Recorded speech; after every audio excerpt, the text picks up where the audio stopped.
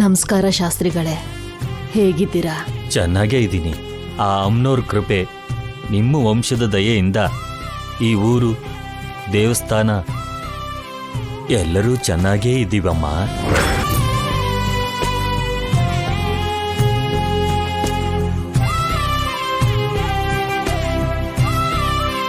ನಾವು ಈ ಊರಿಗೆ ಬಂದು 12 ವರ್ಷ ಆಯ್ತು. ಹೌದಮ್ಮ, 12 ವರ್ಷ ಆದ್ಮೇಲೆ ನಿಮ್ಮ ದರ್ಶನ ಭಾಗ್ಯ ಸಿಕ್ಕಿದೆ.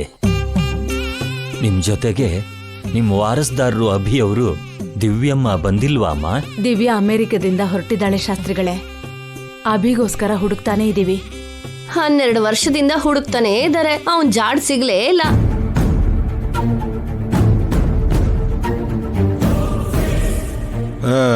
ಇನ್ ಮುಂದೆ ಗೊತ್ತಾಗತ್ತೆ ಅನ್ನೋ ನಂಬಿಕೆ ಕೂಡ ಇಲ್ಲ.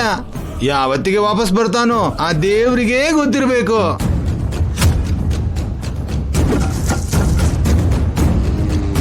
ಸ್ವಾಮೀಜಿಗಳಿಗೆ ಹೇಳಿದೀರಾ ಶಾಸ್ತ್ರಿಗಳೇ? ದಿವ್ಯಮ್ಮ ಬರೋ ಸಮಯಕ್ಕೆ ಸ್ವಾಮೀಜಿ ಕೂಡ ಬರ್ತಾರಮ್ಮ. ನಮಸ್ಕಾರ ಅಜ್ಜಿ ಅವ್ರೆ, ನೀವು ಪೂಜೆನ ಬೇಗ ಶುರು ಮಾಡಿದ್ರೆ ಒಳ್ಳೇದು.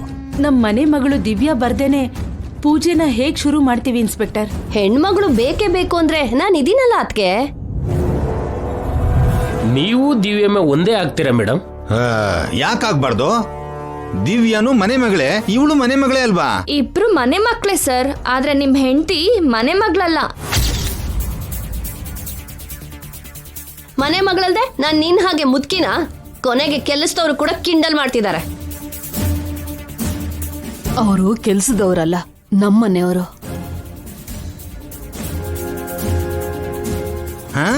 ಹಾಗೆ ಹೇಳಿ ತಲೆ ಮೇಲೆ ಕೂರಿಸ್ಕೊಂಡಿದ್ದೀರಾ.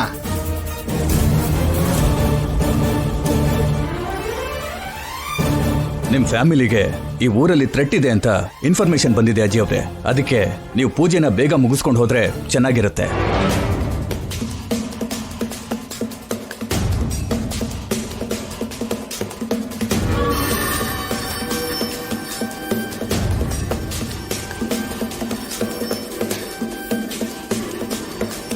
ಹನ್ನೆರಡು ವರ್ಷ ಆದ್ಮೇಲೆ ಮನೆಯಿಂದ ಹೊರಗಡೆ ಬಂದ್ರೆ ಅಪಾಯ ಯಾರಿಂದ ಆಗುತ್ತೆ ಚಂದ್ರಿಕಾ? ಇನ್ಯಾರು? ನಿತ್ಯ ಇಂದಾನೆ. ಅವಳು ಜೈಲಲ್ಲಿದ್ದಾಳಲ್ವಾ? ಈಗಷ್ಟೇ ಪೆರೂಲ್ ಸಿಕ್ಕಿದೆ ಅಂತ ಗೊತ್ತಾಯ್ತು. ಅವಳು ಕೂಡ ಈ ಊರಿಗೆ ಬರ್ತಿದ್ದಾಳೇನೋ. ಈ ವಿಷಯನ ಈಗ್ಲೇ ಹೇಳೋದು? ಇಷ್ಟು ದಿನ ಪ್ರಶಾಂತವಾಗಿದ್ವಿ, ಮತ್ತೆ ಟೆನ್ಷನ್ ಶುರುನಾ?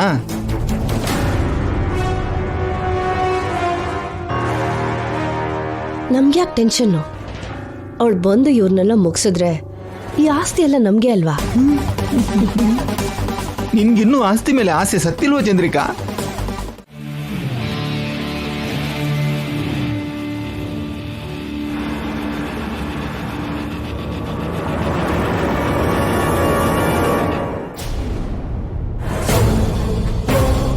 ಅಜ್ಜಿ ಅವ್ರೆ, ನೀವು ಬೇಗ ದೇವಸ್ಥಾನದ ಒಳಗೆ ಹೋಗ್ಬೇಕು. ಯಾಕಪ್ಪ? ನಿಮ್ಮ ಒಳ್ಳೇದಕ್ಕೆ ಹೇಳ್ತಿದ್ದೀನಿ. ನೀವು ದೇವಸ್ಥಾನದ ಒಳಗೋಗಿ ಬೇಗ ಪೂಜೆ ಮುಗಿಸ್ಕೊಂಡು ಸಿಟಿಗೆ ಹೊರಡಿ. ನಮ್ ವಂಶದ ವಾರಸ್ದಾರಳು ದಿವ್ಯಾ ಬರ್ದೇನೆ ನಾವು ಪೂಜೆ ಮಾಡಿಸಿ ವಾಪಸ್ ಹೊರಡ್ಬೇಕಾ? ಏನ್ ಮಾತಾಡ್ತಿದ್ದೀರಾ ಇನ್ಸ್ಪೆಕ್ಟರ್ ಸರ್? ನಿತ್ಯ ಅವರು ಪೆರೋಲ್ ಮೇಲೆ ಜೈಲಿಂದ ಹೊರಗಡೆ ಬಂದಿದ್ದಾರೆ ಮೇಡಮ್.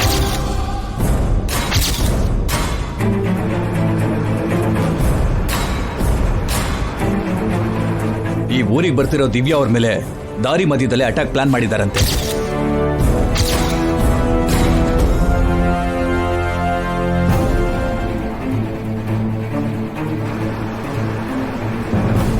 ದಿವ್ಯಾ ಅವರನ್ನ ನಮ್ಮ ಪೊಲೀಸ್ನವ್ರು ಕಾಪಾಡಿ ಸೇಫ್ ಆಗಿ ಮನೆ ಕಳಿಸ್ತಾರೆ. ದಿವ್ಯಾ ಅವರು ಮಿಸ್ ಆಗಿದ್ದಾರೆ ಅನ್ನೋ ಕೋಪದಲ್ಲಿ ನಿತ್ಯ ಅವರು ಇಲ್ಲಿಗೆ ಬರ್ಬೋದು. ಅದಕ್ಕೆ ನೀವು ಬೇಗ ಪೂಜೆ ಮುಗಿಸ್ಕೊಂಡು ಹೊರಡಿ ಅಂತ ಹೇಳ್ತಿದ್ದೀನಿ.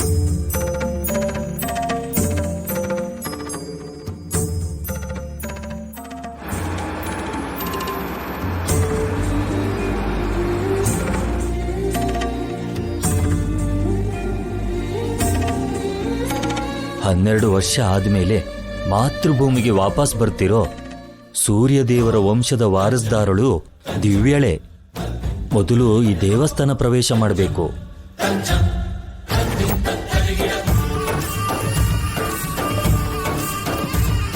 ಅವಳ ಕೈಯಲ್ಲೇನೆ ಮೊದಲ ಪೂಜೆ ನಡಿಬೇಕು. ಶಾಸ್ತ್ರಿಗಳೇ ಅವ್ರಿಗೆ ಪ್ರಾಣಾಪಾಯ ಇದೆ ಅಂತ ಹೇಳ್ತಾ ಇದ್ದೀನಲ್ವಾ? ದಿವ್ಯಾ ಮೇಡಮ್ ಈ ಊರಿಗೆ ಬರಲ್ಲ. ಅವಳು ತಪ್ಪದೇನೆ ಬರ್ತಾಳೆ, ಅವಳೇ ಪೂಜೆ ಮಾಡ್ತಾಳೆ. ಇದು ನಡೆದೇ ತೀರುತ್ತೆ. ಏನ್ ಹೇಳ್ತಾ ಇದ್ದೀರಾ ಶಾಸ್ತ್ರಿಗಳೇ? ನೀವಾದ್ರೂ ಸ್ವಲ್ಪ ಹೇಳಿ ಅಜ್ಜಿ ಅವ್ರೆ. ಶಾಸ್ತ್ರಿಗಳು ಹೇಳಿದ್ದು ನಡಿಲೇಬೇಕು.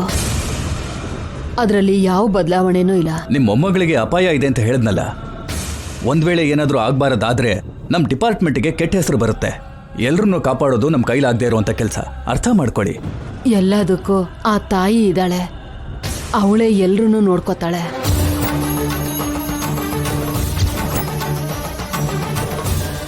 ನಾಣಿ ಅವ್ರೆ, ನೀವಾದ್ರೂ ಅರ್ಥ ಮಾಡ್ಕೊಂಡು ಇವ್ರಿಗೆ ಹೇಳಿ.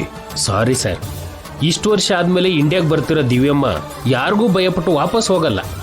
ಹೋಗುವಂತ ನಾವು ಕೂಡ ಹೇಳಲ್ಲ. ನೀವು ನಮ್ಮನ್ನ ತೊಂದರೆಗೆ ಸಿಕ್ಕಾಕಿಸ್ತಾ ಇದ್ದೀರಾ. ನಿಮ್ ಡ್ಯೂಟಿನ ನೀವು ಮಾಡಿ ಸರ್, ಆಮೇಲೆ ದೇವ್ರು ನೋಡ್ಕೋತಾನೆ. ಛೇ, ಇವರೆಲ್ಲ ಮೂರ್ಖರು ಅನ್ಸುತ್ತೆ. ಸಾವು ಬರ್ತಿದೆ ಅಂತ ಗೊತ್ತಿದ್ರು ಸವಾಲ್ ಹಾಕ್ತಿದ್ದಾರೆ.